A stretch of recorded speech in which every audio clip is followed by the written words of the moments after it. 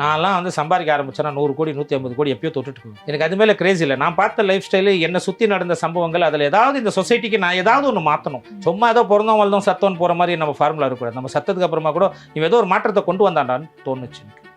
So அப்போ வீடு எல்லாருக்கும் கொடுக்கணும்னு தோணுச்சு. இது சேலரி பண்ணால் ஜெயிக்க முடியாது பெருசாக, அது கனவாகவே போகும். இந்த கனவுன்றது எல்லாமே ட்ரீம் ஹவுஸு, ட்ரீம் காருன்றதெல்லாம் ட்ரீம்லேயே 20 வருஷம் நம்ம ஆகும் அதை ட்ரீம் அச்சீவ் பண்ணுறது. பிஸ்னஸில் வந்தால் 1 இயரில் அச்சீவ் பண்ணலாம். நான் ரியல் எஸ்டேட் பிஸ்னஸே காசு இல்லாமலே பண்ணலான்னு சொல்கிறேன். கோடி கணக்கில் தேவைப்படுற வாங்குறதுக்கு லேண்டு, அதுவே காசு இல்லாமல் பண்ணலான்றேன். நீங்கள் 1 ரூபா கூட முதல் போடலன்றீங்களா? ஆமாம், நாங்கள் இன்வெஸ்ட்மெண்ட் அதெல்லாம் ஒன்றும் இல்லை. ஓலா ஊபர்னு கம்பெனி இருக்கு இல்லையா, அவங்க சொந்தமாக கார் இருக்கான்னு பாருங்கள்.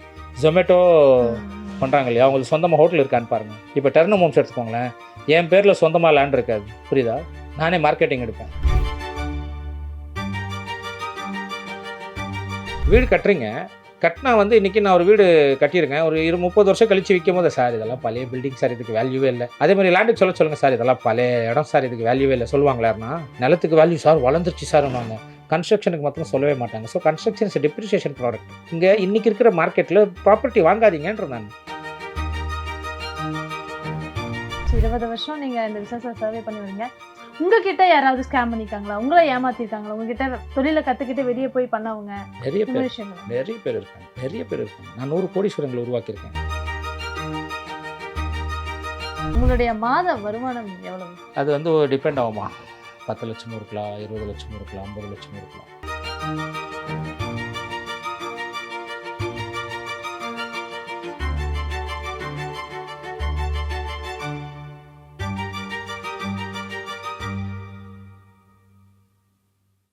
இப்போ வாழ்க்கையில இந்த தொழில்னு ஆரம்பிக்கும் போது இந்த முதல் கோடி சம்பாதிக்கிறது கஷ்டமா, 100 கோடி சம்பாதிக்கிறது கஷ்டமா? முதல் கோடி சம்பாதிக்கிறது தான் கஷ்டம். 1 crore அது சம்பாதிச்சிட்டோன்னா ஆட்டோமேட்டிக்காக மணி மல்டிப்ளை ஆகிட்டே போகும். ஆனால் அதுக்கு தகுந்த மாதிரி நம்மளோட, நான்லாம் வந்து சம்பாதிக்க ஆரம்பிச்சேன்னா 100 கோடி 150 கோடி எப்பயோ தொட்டுட்டு எனக்கு அது மேலே கிரேஸ் இல்லை. நான் பார்த்த லைஃப் ஸ்டைலு, என்னை சுற்றி நடந்த சம்பவங்கள், அதில் ஏதாவது இந்த சொசைட்டிக்கு நான் ஏதாவது ஒன்று மாற்றணும். சும்மா ஏதோ பிறந்தோம் வளர்ந்தோம் சத்தோன்னு போகிற மாதிரி நம்ம ஃபார்முலா இருக்கக்கூடாது. நம்ம சத்தத்துக்கு அப்புறமா கூட இவன் ஏதோ ஒரு மாற்றத்தை கொண்டு வந்தாண்டான்னு தோணுச்சு எனக்கு. ஸோ அப்போ வீடு எல்லாருக்கும் கொடுக்கணும்னு தோணுச்சு, பிளாட்ஸ் எல்லாருக்கும் கொடுக்கணும்னு தோணுச்சு, கொடுக்கலாம் அப்படின்னு போயிட்டுருக்கேன். இப்போது சேலரி மைண்ட் செட்லேருந்து பிஸ்னஸ் மைண்ட் செட்டுக்கு வந்து மாறலாமா இப்போ இருக்கிற ஜென்ரேஷன்? மாறணும். ஃபஸ்ட்டு எஜுகேஷன் சிஸ்டமை மாற்றணும். எஜுகேஷன் சிஸ்டம் பார்த்தா காண்டாகும், கோபமாக வரும். எல்லாம் தப்பாக படிச்சிருக்கோம், நம்ம படிக்கவே கூடாதுன்ற. படித்தா பேசிக் எஜுகேஷன் 10வது இருக்க படித்து முடிச்சுட்டு ஸ்கூலில் இருக்கிற சிலபஸை தொடாதீங்க. வெளியில் ஒரு 40 புக்கு சொல்கிறேன், அந்த 40 புக்கு படிச்சிங்கன்னா எல்லோரும் பில்லியனர் ஆகிடலாம். ஆனால் எல்லோரும் பில்லியனர் ஆகிட்டா அவங்களுக்கு வேலை செய்கிறது யார்? கார்பரேட்ஸ்க்கு அப்படின்னு ஒரு மைண்ட் செட்டில் தான் எஜுகேஷன் சிஸ்டம் கொடுத்தாங்க. ஸோ பிஸ்னஸ் தான் சேலரி பண்ணால் ஜெயிக்க முடியாது பெருசாக, அது கனவாகவே போகும். இந்த கனவுன்றது எல்லாமே ட்ரீம் ஹவுஸு, ட்ரீம் காருன்றதெல்லாம் ட்ரீம்லேயே 20 வருஷம் நம்ம ஆகும் அதை ட்ரீம் அச்சீவ் பண்ணுறதுக்கு. பிஸ்னஸில் வந்தால் 1 இயரில் அச்சீவ் பண்ணலாம். இப்போ டிகிரி முடிச்சுட்டு நிறைய பேர் வந்து பார்த்திங்கன்னா வேலை இல்லாமல் இருக்காங்க.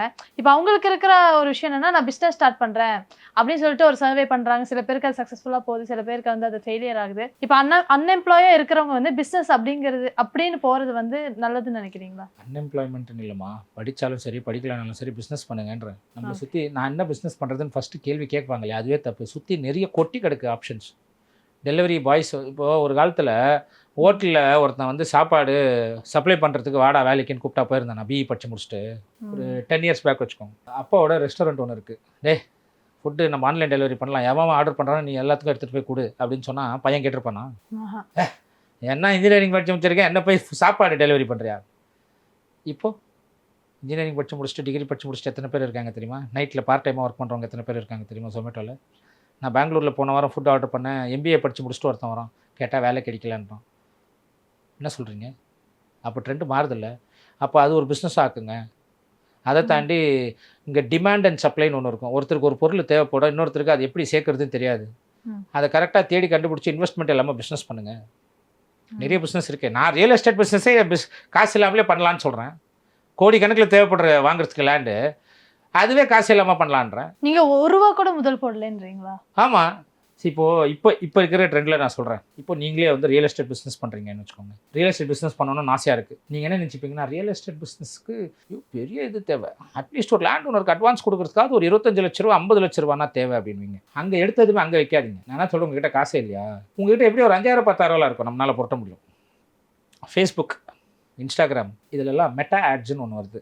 அதே மாதிரி ப்ராப்பர்ட்டிஸு நிறைய பேர் இன்றைக்கி சேல் பண்ணுறதுக்கு போர்ட்டல்ஸ் எடுத்துகிட்டு போய் 99 ஏக்கர்ஸ், மேஜிக் பிரிக்ஸ் இதெல்லாம் பார்த்தீங்கன்னா, குவிக்கர், OLXலாம் பார்த்தீங்கன்னா இவ்வளோ ப்ராப்பர்ட்டி சேலுக்கு இருக்குன்னு போட்டிருப்போம். நீங்கள் அதை போய் பாருங்கள். இப்போ 20 ஜூலை இந்த மாதம் 2026 போன வருஷத்துலேருந்து ஆட் அப்படியே கண்டினியூஸாக ரன் ஆகிட்டு இருக்கும். அதில் போன வருஷம் போஸ்ட் பண்ணியிருப்பான் வீடு சேலுக்குன்ட்டுன்னு. அதில் ஒரு 10 ஆட் எடுத்துருங்க.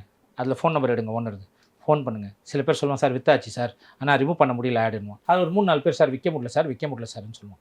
அப்படியே ஏன் விற்க முடியலன்னு கொஞ்சம் அனலைஸ் பண்ணுங்கள் அந்த ப்ராப்பர்ட்டியை. உங்களுக்கு தேவை அறிவு மட்டும்தான், அங்கே நாலேஜ் தான் தேவை, பணம் தேவையில்லை. அந்த 4 ப்ராப்பர்ட்டியை அனலைஸ் பண்ணிட்டு, சார் இந்த ஏரியாவில் இருக்கா, தாம்பரத்தில் இந்த வீடு ஏன் சார் 50 லட்ச ரூபான்னு சொல்லியிருக்கேன் சார். இல்லை சார் பக்கத்தில் கொஞ்சம் சுடுகாடு இருக்குது, ஏதோ ஒரு ட்ராபேக் இருக்கும், 48 லட்ச ரூபானா நான் முடிக்கிறேன் சார் அப்படின்னு சொல்லிட்டு அவங்ககிட்ட பேசிடுங்க. ஓகே, அவனும் ஓகே, நானும் 8 மாதமாக விற்க முடியலன்னு ஓகேன்னு தான் சொல்லுவாங்க பை டிஃபால்ட். ஏன்னா அது தேடல், டிமாண்ட். அது இங்கே வந்து நீங்கள் என்ன பண்ணணும்னா, கூகுள்லேயோ இது இன்ஸ்டாகிராம்லேயும் ஃபேஸ்புக்லேயும் மெட்டா ஆட்ஸ் அதில் போய்ட்டு ஆட் போடுங்க. தாம்பரத்தில் வீடு இருக்குது, தாம்பரத்துலேருந்து ஒரு 10 கிலோமீட்டர் ரேடியஸில் இருக்கிற ஆட்களுக்கு இந்த ஆடு, இந்த வீடு வந்து ஃபுல் பாப்பப் பண்ணணும், மெசேஜ் நோட்டிஃபிகேஷன் போகணுன்னு போடுங்க. ரீச் ஆகும். 1000 ரூபா போட்டிங்கன்னா உங்களுக்கு குறைஞ்சது ஒரு 30-40 லீடு வரும். ஒரு 5000 ரூபாய்க்கு பூஸ்ட் பண்ணி போட்டிங்கன்னா ஒரு 150-200 லீடு வரும். அதை வச்சு ஃபோன் பண்ணிட்டு, தாம்பரத்தில் 48 லட்ச ரூபாய்க்கு அந்த ஓனர்கிட்ட பேசியிருப்பீங்க, நீங்கள் 50 லட்ச ரூபா க்ளோஸ் பண்ணுங்க டீல, 2 லட்ச ரூபா ப்ராஃபிட். அந்த மாதிரி 10 வீடு எடுங்க. இதில் என்ன இன்வெஸ்ட்மெண்ட் தேவைப்படுது? இங்கே முட்டாள் நம்ம இன்வெஸ்ட்மெண்ட்னு அதெல்லாம் ஒன்றும் இல்லை. ஓலா ஊபர்னு கம்பெனி இருக்கு இல்லையா, அவங்க சொந்தமாக கார் இருக்கான்னு பாருங்கள். ஜொமேட்டோ பண்ணுறாங்க இல்லையா, அவங்களுக்கு சொந்தமாக ஹோட்டல் இருக்கான்னு பாருங்கள். இருக்காது. இப்போ டர்னம் ஹோம்ஸ் எடுத்துக்கோங்களேன், என் பேரில் சொந்தமாக லேண்ட் இருக்காது, புரியுதா? நானே மார்க்கெட்டிங் எடுப்பேன். லேண்டு தான் ஓனாக இருக்குது, 17 ப்ராஜெக்ட்ஸில் 1-2 இருக்கும். நான் மார்க்கெட்டிங் எடுப்பேன். நான் மார்க்கெட்டிங்கில் அனலைஸ் பண்ணுவேன். இப்போது நான் பிஸ்னஸ் பண்ணணும், ரியல் எஸ்டேட் பிஸ்னஸ் பண்ணணும்னு நீங்கள் ஒரு லேண்ட் விற்கிறீங்க. அந்த லேண்டோட விலை வந்து ஒரு 2 ஏக்கர் இருக்குது, 2 கோடி ரூபான்றீங்க. நான் உங்ககிட்ட 2 கோடி ரூபா கொடுத்து நான் வாங்கினேன்னா, நான் ரெஜிஸ்டர் பண்ணும்போது 9% ஸ்டாம்ப் டியூட்டி கட்டணும், ரெஜிஸ்ட்ரேஷன் காஸ்ட். இப்போ 2 கோடிக்கு இப்போது ஸ்டாம்ப் டியூட்டி காஸ்ட்டு 18 லேக்ஸ் கிட்ட வரும். 20 லட்ச ரூபான்னு வச்சுக்கோங்க டாக்குமெண்டேஷன். அது லாஸா? நான் வாங்கி நானே வச்சுக்க போகிறதில்ல, நானும் சேல் தானே பண்ண போகிறேன். நான் வந்து உங்ககிட்ட என்ன சொல்லுவேன், கீர்த்தி மேடம் உங்ககிட்ட ஒரு 50 லட்சம் அட்வான்ஸ் தரேன், மிச்சம் 1.5 கோடி விற்று தரேன் அப்படின்னு சொல்லி, இல்லை சார் எனக்கு இப்போ இமீடியட்டாக பண்ண வேணும், இமீடியட்டாக 3 மாதம் டைமு தான் நீங்கள் சொல்லுவீங்க. 3 மாதத்துக்குள்ளே எனக்கு 2 கோடி வேணும் சார். 3 மாதத்தில் ஆகாதுங்க, 50 லட்சம் வச்சுக்கோங்க, இது அக்ரிமெண்ட் போட்டுக்கலாம், அப்ரூவலுக்கு போகலாம், அப்ரூவல் செலவு நானே ஏற்றுக்கிறேன். 2 கோடின்றது உங்களுக்கு 25 லட்சம் எக்ஸ்ட்ராவாக தரேன், 2.25 கோடியாக தரேன், எனக்கு 10 months டைம் கொடுங்கன்னு. அவங்க பேர்லேருந்து நீங்கள் உங்கள் பேர் மாற்ற மாட்டீங்க? ஓகே, மாற்றினா எனக்கும் நான் வந்து கஸ்டமருக்கு தானே விற்கணும். அப்போ நான் வந்து எதிர்பார்த்த அளவுக்கு ரேட்டுக்கு கொடுக்க முடியாது. இப்போ நான் 2 கோடியும் கொடுத்துட்டேன்னு வச்சுக்கோங்களேன், மைண்டுக்குள்ளே என்ன ஆகும், 2 கோடி நான் இன்வெஸ்ட் பண்ணியிருக்கேன், எனக்கு 2 கோடி சம்பாதிக்கணுன்ற தாட் ப்ரோசஸ் தான் வரும், புரியுதா? இப்போ நான் 50 லட்சம் போட்டிருக்கேன்னா எனக்கு 50 லட்சம் சம்பாரிச்சா போதும். அப்போ அந்த ஸ்கொயர் ஃபீட் கணக்கில் பார்க்கும்போது ஒரு பிளாட்டுக்கு எனக்கு 30,000-20,000 தான் வரும். ஓகே. இப்போ ரியல் எஸ்டேட் பிஸ்னஸ்குள்ளே வரணும்னா, இப்போ சில பேர் வந்து எக்ஸ்பீரியன்ஸ் இருக்கணும்பாங்க, சில பேர் வந்து அதுக்காக ஏதாவது படிக்கணுமா அப்படிங்கிற மாதிரி கேள்வியெல்லாம் இருக்குது. இப்போ நீங்கள் சொல்லுங்கள், ரியல் எஸ்டேட் பண்ணணும்னா என்னென்ன விஷயங்கள் பேசிக்காக தெரிஞ்சுக்கணும்? பேசிக்காக ரியல் எஸ்டேட்டும் நம்ம ஃபேமிலியும் இப்படி வச்சுக்கோங்க, நம்ம ஃபேமிலியும் ரியல் எஸ்டேட் இப்படி வச்சுக்கோங்க. இங்கே ஃபேமிலின்னும் போது நம்ம ஹெரிடிட்டி பார்க்குறோமா, நம்ம யார், நம்ம அப்பா யார், நம்ம அம்மா யார், தாத்தா யார், பாட்டி யார். அதே மாதிரி தான் லேண்ட்லேயும், இந்த லேண்டோட ஓனர் யார், அந்த ஓனருக்கு எப்படி வந்துச்சு, அவங்களோட கிராண்ட் பேரண்ட் யார், இதுதான் மதர் டாக்குமெண்ட். ஃபேமிலி கூடயும் லேண்டு கூடயும் கம்பேர் பண்ணிக்கோங்க, புரியுதா? அதே மாதிரி இங்கே ஒரு குழந்தை பிறக்குது ஃபேமிலியில், இங்கே வந்து ஒரு ஃப்ரெஷ் லே அவுட் இருக்குது. இந்த ரியல் எஸ்டேட்டில் நீங்கள் கற்றுக்க வேண்டியது என்னென்னா, ரியல் எஸ்டேட் எல்லாமே வாங்கினா அப்ரிஷியேட் ஆகிட்டு மல்டிப்ளை ஆகிட்டே இருக்கும்னு கிடையாது. இப்போ ஒரு குழந்தை பிறந்ததுமே எத்தனை வயசு இருக்கும் வளரும், அது ஹைட் 18 இயர்ஸ். இப்போது நான் ஒரு 20 வயசு பையனை பார்த்துட்டு, ஏன்பா 20 வயசில் இவ்வளோ வளர்ந்துருக்க, அப்போ 40 வயசில் இதோட 2 மடங்கு வளருவேன் அப்படின்னு சொன்னால் நம்ப முடியாதுல்ல. அதே மாதிரி தான் இங்கே எப்படி ஒரு பிறந்த குழந்தை 18 வயசு வரைக்கும் தான் வளர்ச்சி இருக்கோ, அதே மாதிரி தான் ஒரு நிலத்தோட வளர்ச்சி ஒரு 10 to 15 வருஷத்து வரைக்கும் தான் இருக்கும். இதுதான் யதார்த்தம். இதை புரிஞ்சுக்கணும். இதுதான் ரியல் எஸ்டேட். இது கூடவே நீங்கள் பண்ணணுன்னும் போது டெவலப்பிங் ஏரியாவில் பிஸ்னஸ் பண்ணுங்கள், டெவலப்டு ஏரியாவில் பண்ணாதீங்க. அங்கே தான் அப்ரிஷியேட் ஆகிட்டே இருக்கும். டெவலப்டு ஏரியானா அது பிறந்த குழந்தை, இல்லைன்னா அண்டர் டெவலப்டு ஏரியா கூட பண்ணுங்கள், ஏதோ காட்டில் இருக்குன்னா கூட போய் பண்ணுங்கள், அதெல்லாம் வளரும். சிட்டிஸில் வந்து வளராது. ஏன் வளராதுன்னா, இங்கே வந்து இப்போது நம்ம அண்ணா நகரை எடுத்துக்கோங்க, இங்கே ஒரு 100 ஏக்கருக்கு ஐடி பார்க் கட்டுறதுக்கு எதுனா இடம் இருக்கா? ஒரு 10 ஏக்கருக்கு, ஒரு 20 ஏக்கருக்கு எதனா நிலம் காலியாக இருக்கா? ஒரு காலேஜ் கட்டுற மாதிரி அண்ணா சாலையில் புதுசாக எதனா டெவலப்மெண்ட்ஸ் ஆகுமா? இங்கே ஒன்றும் ஆகாது. இதே நீங்கள் அவுட்டரில் போங்க, செங்கல்பட்டு, அங்கே வந்து சொல்லலாம் இங்கே வந்து இண்டஸ்ட்ரியல் ஏரியா வருது, சிப்காட் வருது, பார்க் வருது, இப்படி சொல்லலாம். ஏன்னா அது டெவலப்பிங் ஏரியா, அங்கே இடம் இருக்குது, நிறைய புறம்போக்கு இடம் இருக்குது. இங்கே சிட்டிஸில் இடம் இல்லை. அதனால தான் பஸ் ஸ்டாப்பே நம்மளுக்கு தூக்கின்னு போய் எங்கே போட்டான், அந்த சைடில் ஆ. கிளம்பாக்கத்தில் போட்டாங்க. ஏன்னா இங்கே வந்து புறம்போக்கு இடம் எதுவுமே இல்லை, டெவலப்மெண்ட் பண்ண முடியல சிட்டியில். ஸோ அப்போ டெவலப்பிங் ஏரியாவில் அங்கே தான் டெவலப்மெண்ட் நடக்கும். ரியல் எஸ்டேட் பண்ணும்போது இந்த ஃபார்முலாவை பார்த்துக்கோங்க, ரொம்பலாம் தலைக்கெடுத்துக்க வேணும். ஒரு அட்வொகேட்டை பக்கத்தில் வச்சுக்கோங்க, அவ்வளோதான். அட்வொகேட்டுக்கு மாதத்து சம்பளத்துக்கு வச்சுக்காதீங்க. ம். லீகல் பேப்பர்ஸ் பார்க்கும்போது அட்வொகேட் கிட்ட கொடுங்க. அட்வொகேட் கிட்ட ஒப்பீனியன் மாத்திரம் வாங்குங்க, டிசிஷன் வாங்காதீங்க. ஒப்பீனியன் அவர்கிட்ட ஃப்ளோ, இது யார் சொத்து, எப்படி வந்துச்சு, என்ன ஏது, இது புறம்போக்கு நிலமா பட்டா இடமா, பட்டாவில் ரத்தமா, இது பட்டா இடம் கிடைக்கா, ரைட் ஓகே, நஞ்சையா புஞ்சையா, வெட்லேண்டா ட்ரைலேண்டா, இதை மாத்திரம் பாருங்கள். அப்புறம் லேஅவுட்டாக போட்டு அடிச்சு தூக்குங்க, அவ்வளோதான். இதுக்கு தேவை காமன் சென்ஸ், எஜுகேஷன் கிடையாது. இப்போ 40,000 60,000 சேலரி வாங்குற ஒரு பர்சன் இருக்காரு.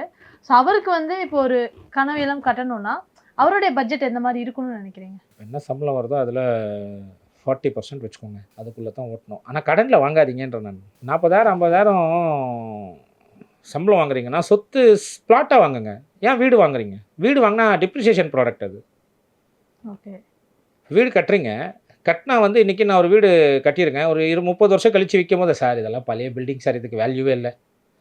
அதே மாதிரி லேண்டுக்கு சொல்லுங்கள், சார் இதெல்லாம் பழைய இடம் சார், இதுக்கு வேல்யூவே இல்லை சொல்லுவாங்களாருன்னா. நிலத்துக்கு வேல்யூ சார் வளர்ந்துருச்சு சார்வாங்க. கன்ஸ்ட்ரக்ஷனுக்கு மாத்திரம் சொல்லவே மாட்டாங்க. So construction is depreciation product. இங்கே இன்றைக்கி இருக்கிற மார்க்கெட்டில் ப்ராப்பர்ட்டி வாங்காதீங்கன்ற நான். 60,000 சம்பளம் வாங்குறீங்க, அதில் உங்களுக்கு ஒரு 25,000 தான் இஎம்ஐ கட்ட முடியும் அப்படின்னா, ஏன் 20 வருஷத்துக்கு 30 வருஷத்துக்கு கட்டுறீங்க? அதுக்கு 15,000 வாடகையே கிடைக்குமா அப்பார்ட்மெண்ட், அதில் தங்கிக்கோங்க. காசு சேர்த்து வச்சுட்டு ஒரு 2 கிரவுண்டோ இல்லை 1 கிரவுண்டோ அவுட்டரில் இடம் வாங்கி வைங்க. ஒரு 5 வருஷத்தில் அது 2 மடங்கோ 3 மடங்கோ மாறும். அப்போ விற்றுட்டு சிட்டிக்குள்ளே வாங்கிக்கோங்க. இப்போ என்ன சொல்கிறாங்கன்னா, இப்போ இந்த 15,000 20,000 நான் வந்து வாடகை கொடுக்கறக்கு அதை நான் இஎம்ஐயாக கொடுத்துட்டு இஎம்ஐ எவ்வளோ கட்டுவீங்க? இப்போ உங்களுக்கு எங்கே கிடைக்குது? உங்களால் 25,000 தான் இஎம்ஐயை கட்ட முடியும் நான் சொல்கிறேன். ஆனால் நீங்கள் எனக்கு 50 லட்ச ரூபா 60 லட்ச ரூபா வீடு எடுத்துட்டிங்கன்னா அதுக்கு 50,000 தான் இஎம்ஐ கட்டணும். எப்படி உங்கள் சம்பளமே 50,000 இஎம்ஐ கட்டிட்டிங்கன்னா பூவாக்கு என்ன பண்ணுவீங்க? அது தப்புன்றேன். நீ அதில் அப்போ இப்போது 15 வருஷத்துக்கு முன்னாடி ரியல் எஸ்டேட் வேறையாக இருந்துச்சுமா, நான் 10,000 வாடகை கட்டுறேன், கூட ஒரு 1,000 ரூபாய் சேர்த்து போட்டால் 2,000 ரூபாய் சேர்த்து போட்டால் இஎம்ஐ கட்டிட்டு போயிடலாம். இப்போ அப்படி இல்லை, வாடகை என்ன இருக்கோ அதோட 3 மடங்கு இஎம்ஐ கட்டுறோம். ஸ்ட்ரெஸ் வருது, டிப்ரெஷன் வருது. நடுவில் இந்த மாதிரி கோவிட் லாக்டவுன் வந்து 3 மாதத்துக்கு சம்பளம் வரல, இல்லை வேறு இடத்துல வேலைக்கு மாற்றும் போது ஒரு 2 மாதத்துக்கு சம்பளம் வரலன்னா அவன் தொலைஞ்சு போய் மண்டையை பிச்சுக்கிட்டு உட்காந்துடுறான். அதுக்கு ஏன் அந்த ஸ்ட்ரெஸ்ஸு? இங்கே நமக்காக இன்றைக்கி வாழ்க்கையை வாழ்ந்துறது இல்லை, நம்ம அடுத்தவனுக்காக அடுத்தவனை இம்ப்ரெஸ் பண்ணணுன்றதுக்காக தான் வாழ்ந்துக்கிட்டு இருக்கோம். அது வானான்றோம், அங்கே தான் நம்ம தோத்துக்கிட்டு இருக்கோம். உங்கள் லைஃப்பில் நிறைய ஸ்ட்ரகிள்ஸ் ஃபேஸ் பண்ணியிருக்கீங்க, அவங்க நிறைய விஷயம் சொல்லியிருக்காங்கலாம் சொன்னீங்களா? அந்த நெகட்டிவிட்டிலாம் எப்படி நீங்கள் அந்த ஸ்ட்ரகிள்ஸ் எப்படி நீங்கள் ஃபேஸ் பண்ணி வந்தீங்க? இந்த காதலில் சொல்கிறத இந்த காதலில் கேட்டு விட்டுறணும், அவ்வளோதான். அவ்வளோதான். ரியாக்ட் எல்லாம் பண்ணக்கூடாது. எனக்குள்ளே இருக்கிற கெப்பாசிட்டி எனக்கு தான் தெரியும், எதிர்க்க இருக்கிறவனுக்கு எப்படி தெரியும்? ஓகே. Believe your self. அவன் வந்து 1000 சொல்லிட்டான் என்னை பற்றி விமர்சனம், அது நான் எடுத்துக்கிட்டால் தான் உண்டு. நான் அதெல்லாம் கண்டுக்கவே மாட்டேன். போடா, நம்ம என்ன பண்ணணுமோ நம்ம அது மேலே ஃபோக்கஸ் பண்ண போயிட்டோம்னாக்கா இங்கே நம்மளுக்கு பிஸ்னஸில் அடிவாங்கம்மா. அவங்ககிட்ட போய் அவன் சொல்கிற நெகட்டிவிட்டி நம்மளை ப்ளேம் பண்ணுறதுக்கு அவங்ககிட்ட போய் சண்டை போய் போடவே கூடாது. நீ அவ்வளோதான், நான் இந்த பக்கம் பார்க்குறேன், என்னோடய வளர்ச்சியை பார்த்துட்டு அவன் கழுத்து இப்படி வலிக்கணும், என்னடா அது இப்படி இருக்கானா அப்படின்ற மாதிரி தோண வச்சிடணும். அதுதான், அதெல்லாம் கண்டுக்கூடாது. 18 வருஷம் கிட்ட 20 வருஷம் ஆச்சு, 20 வருஷம் நீங்கள் இந்த பிஸ்னஸை சர்வே பண்ணி வரீங்க. உங்ககிட்ட யாராவது ஸ்கேம் பண்ணியிருக்காங்களா? உங்களை ஏமாற்றிருக்காங்களா? உங்ககிட்ட தொழிலை கற்றுக்கிட்டு வெளியே போய் பண்ணவங்க? நிறைய பேர் இருக்காங்க. நான் 100 கோடீஸ்வரங்களை உருவாக்கியிருக்கேன். இப்போது கடைசியாக ஒரு விஷயத்துக்கு வருவோம், உங்களுடைய மாத வருமானம் எவ்வளவு? அது வந்து டிபெண்ட் ஆகுமா, 10 லட்சமும் இருக்கலாம், 20 லட்சமும் இருக்கலாம், 50 லட்சமும் இருக்கலாம். மாதத்தில் வருஷத்தில் 3 மாதம் வந்து பிஸ்னஸ் இருக்காது. ஆனால் அதில் நான் சம்பாதிக்கிறது மெஜாரிட்டி கொடுத்துட்றேன் எல்லாருக்கும். ப்ராஃபிட் எல்லாம் பெருசாக பார்க்குறதில்ல. I'm not keen on money, I'm keen on my passion. Okay. So வந்து ஒரு யோசிச்சு பாருங்கள், இன்றைக்கி தமிழ்நாடுன்னு இல்லை, இந்தியாவில் ஒரு 10 லட்சம் பேருக்கு நான் ஒரு ப்ராப்பர்ட்டி சேர்க்குறேன்னா அது ஒரு பெரிய பிராண்டு தானே. ஒரு 10 லட்சம் பேருக்கு நான் பிளாட்டு கொடுத்தேன்னா பெரிய வேல்யூ தானே, அதுவும் கடன் இல்லாமல் இன்றைக்கி மார்க்கெட்டில். அதுதான் என்னோடய இதுவாக பார்க்குறேன். இன்கமெல்லாம் நான் பெருசாக ஃபோக்கஸ் பண்ணுறதில்ல, எனக்கு தேவையான அளவுக்கு வச்சுக்கிட்டேன். பை டிஃபால்ட்டு 10லேருந்து 20 லட்ச ரூபா.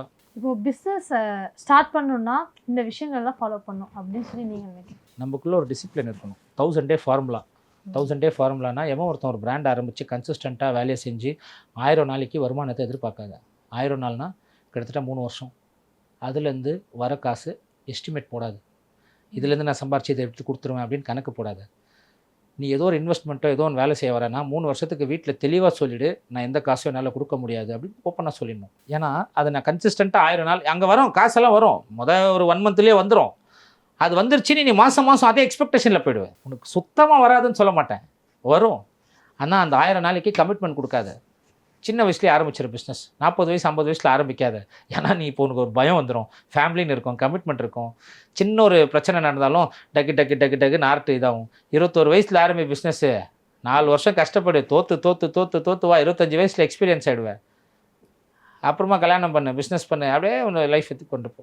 இப்போ நீங்க இதுக்கு முன்னாடி ஒரு விஷயம் சொன்னீங்க, இப்போ இன்ஸ்டாகிராம்ல போஸ்ட் பண்றதா ஒரு ரீல்ஸ் போட்டா எனக்கு வந்து அவ்வளோ ஆர்டர் வருது அப்படிங்கும்போது, இன்ஸ்டாகிராம் இப்போ இருக்கிற காலகட்டத்தில் எந்த அளவுக்கு ஒரு ரோலை ப்ளே பண்ணுதுன்னு நினைக்கிறீங்க?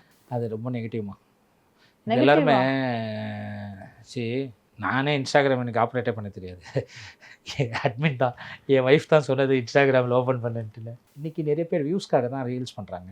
அப்போ அதிகமான வியூஸ் போகிற விஷயம் என்ன தெரியுமா? நம்மளுக்கு தெரியாமலேயே நிறைய விஷயங்கள் நடக்குது பேக்கெண்டில், அது நான் இங்கே சொல்ல முடியல. ஸோ ரீல்ஸ்க்காக பண்ணுறதை தாண்டி ரியல் லைஃப்காக பண்ண பாருங்கள். நான் பிஸ்னஸ்க்காக இன்ஸ்டாகிராம் வைக்கிறேன், பட் ஆனால் இன்றைக்கி எல்லாரும் பிஸ்னஸ்க்காக வச்சுக்கிட்டு இருக்காங்க. ஒரு என்டர்டைன்மெண்ட்டுக்காக தான் வச்சுக்கிட்டு இருக்காங்க. ஒரு entertainment. Majority of the views எதிராக அதிகமாக போகுதுன்னா, இவன் அந்த பொண்ணை இது பண்ணிட்டான், கொலை பண்ணிட்டான், காலேஜ்லேருந்து கூப்பிட்டு வந்துட்டாங்க அப்படின்னா நெகட்டிவான இருக்கிற விஷயங்களுக்கு தான் வியூஸ் ஜாஸ்தி போகுது. ஸோ அது மேலே ஃபோக்கஸ் பண்ணாமல் எது தேவையோ அதை எடுத்துக்கோங்க. இந்த உலகத்தில் எல்லாமே இருக்குது. சோறு நல்லதா அப்படின்னு கேட்டால், டாக்டர் கிட்ட போயிட்டு ரைஸ் சாப்பிட்டா, சுகர் பேஷண்ட்டுக்கு ரைஸ் சாப்பிட்டா நல்லதானா, சாரி அவாய்ட் ஈட்டிங் ரைஸ்னுவாங்க. அந்த மாதிரி தான் ஒவ்வொரு சுச்சுவேஷனுக்கும் அது பொருந்தும். இன்ஸ்டாகிராம் நல்லதானா பொதுவாக கேட்கக்கூடாது. யாருக்கு நல்லது? எனக்கு நல்லது, நான் பிஸ்னஸ் பண்ணுறேன். இன்னொருத்தர் சும்மா ரீல்ஸ் போட்டுக்கிட்டு சும்மா டம்மியாக உட்காந்து ஸ்க்ரால் பண்ணிக்கிட்டே டைம் வேஸ்ட் ஆகுதுன்னா அது அவங்களுக்கு நல்லது இல்லை. நம்மளை சோம்பேறி ஆக்கிக்கிட்டு இருக்குன்னு இங்கே எதுவுமே டக்குன்னு ஒன் பாயிண்டில் டிக்டேட் பண்ண முடியாது. காசு நல்லதா அப்படின்னா, காசு தேவையா அப்படின்னு கேட்டிங்கன்னா, தேவை இருக்கிறவங்ககிட்ட போய் சத்தியமாக எனக்கு காசு தேவைங்கன்னுவோம். அதே அம்பானிக்கிட்டேயோ இல்லை என்கிட்டயோ இல்லை பணக்காரங்ககிட்டயோ போய் கேட்டிங்கன்னா, காசு தேவையில்லைங்க, எனக்கு நிம்மதி தேவைன்னுவோம். புரியுதா? ஸோ எந்த ஒரு விஷயத்தையும் ஒன் பாயிண்ட் ஆஃப் ஆன்சரில் டக்குன்னு சொல்லிட முடியாது. அது எந்த சுச்சுவேஷன். இன்ஸ்டாகிராம் தேவை அப்படின்னா எந்த சுச்சுவேஷனில் தேவைப்படுது. பிஸ்னஸ் ரிலேட்டடாக சொல்கிறேன். இப்போ பிஸ்னஸ் ரிலேட்டடுக்கு இன்ஸ்டாகிராம் தேவை. அதான் நீங்கள் ஒரு ரீல்ஸ் போட்டிங்கன்னா உங்களுக்கு ஒரு 100 ஆர்டர் வருதுன்னு சொல்கிறீங்களா? அதனால் 100 புக்கிங் வருது. அது இன்ஸ்டாகிராம்னு கிடையாது, ஃபேஸ்புக்லேயும் மேபி என்னோட இன்டர்வியூ பிடிச்சிருக்கலாம், நான் பேசுகிற விதங்கள் பிடிச்சிருக்கலாம். யூடியூப்பில் நான் எதிர்பார்க்கவே இல்லை அவ்வளோ வியூஸ் போவோன்ட்டுன்னு. எனக்கு ஏதோ ஒரு சேனலில் இன்டர்வியூ கொடுக்கும்போது, you will not believe it, DSP phone பண்ணிட்டு கேட்பார், யார் அந்த பையன் ஆனந்த், அவன் ரொம்ப நல்லவனாக இருக்கான், just want to talk to him, give his நம்பர்னுவாங்க.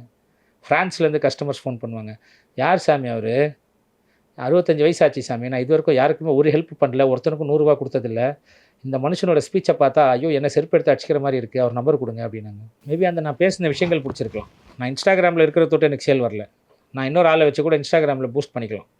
ஒரு பிராண்ட் அம்பாசிடர் ஒருத்தர் யாருன்னா வேலைக்கு கூப்பிட்டு, ஒர்க் பண்ணுங்கப்பா, உங்களோட வேலையை இதுதான்ப்பா, ரீல்ஸ் போஸ்ட் பண்ணோம், பேசிவிட்டு ப்ராஜெக்ட்டை பற்றி இன்ஃபர்மேஷன் கொடுங்க, இல்லைனா எதனா ஒரு ஆர்டிஸ்ட்டை ஒரு ஆக்டரை கூப்பிட்டு எனக்கு ஒரு 2 இயர்ஸ் கான்ட்ராக்டில் இருங்க அப்படின்னு ஒரு ஆர்டிஸ்ட்டை போட்டு 10 லட்சமோ இல்லை 15 லட்சமோ அவங்களுக்கு பேமெண்ட் பண்ணிட்டு நான் இது பண்ணலாம். பட் அது இல்லை, நான் யதார்த்தமாக இருக்கணும்னு பார்க்குறேன்.